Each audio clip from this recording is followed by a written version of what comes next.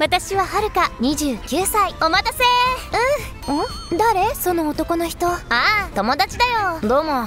私たち小学生からの幼馴染なのね。ああ、そうなんだ。友達か。でも男と女だし、少しくらいは恋とかあるんじゃないの？ない、絶対ないねえ。だって俺たち友達だもん。そういうもんか。ただいまー。おかえり。ねえ、リン。男女の友情って成立すると思う？いきなりなんだよ。いやー、気になってさ。男女の友情は成立しないぞ。どちらか一方が友達だと思い込んでいるだけで、一寸先は恋だ。やっぱりそうだよね。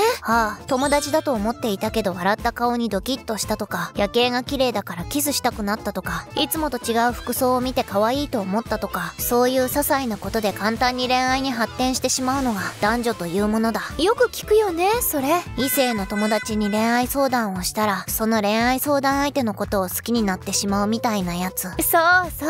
男女の友情は薄っぺらい。そのうち疎遠になるか好きになるかのどちらかだ。実際に脳科学の世界では男女の友情は成立しないことが実証されている。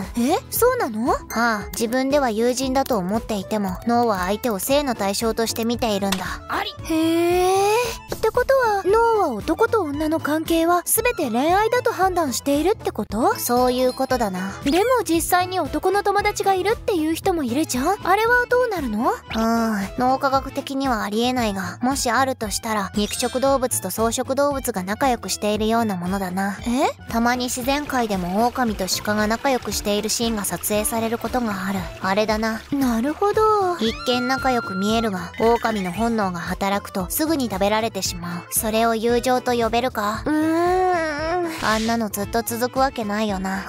だから男女の友情があったとしても、最初だけで長くは続かないんだ。必ずどちらかが恋愛感情を持ち始める。なるほど。じゃあ全く魅力を感じない相手となら友情が成立するってことはないの？例えばイボガエルみたいな顔の男とか。いい質問だな。ほぼない。なんで？男も女も全く気がない相手と一緒にいたいとは思わないし、純粋な友達になるなら気を使わなくて済む同性の方が楽なんだよ。そうか。だって変にカッコつけなくていいし、飯をおごらなくていいし、一緒に歩いていても恋人だと勘違いされないしな。確かに。難しい。それに男女の友情はないと思っていた方がトラブルも少なくて済むぞ。なんで？だってプレゼントをもらった時に、いちいちこれは友達としてだよなとか、恋愛としてだよなとか考えるとすれ違いが増えるだろ。異性からご飯に誘われたら自分に気があるのかもと思うのが普通だし、いい感じになって告白したら友達だと思っていたとか、友達としか見れないって断られる悲劇もなくなるだろうし。確かに。そういうすれ違いが起こらないためにも男女の友情はないと思っておく方がいい。ちなみに多くの場合、男の方が友達だと思っていた女子を好きになってしまうことが多いから、女はそれを理解して男と接することだな。なるほど。ということで、男女の友情は成立しないものとして考えるように。すっきりしたよ。リン、ありがとう。私たち付き合い始めました。そうなんだ。よかったじゃん。なんかいつの間にか俺の中で彼女の存在がかけがえのないものになっていたんだよね。いないと困るっていうか。なるほどね。やっぱり男と女だな。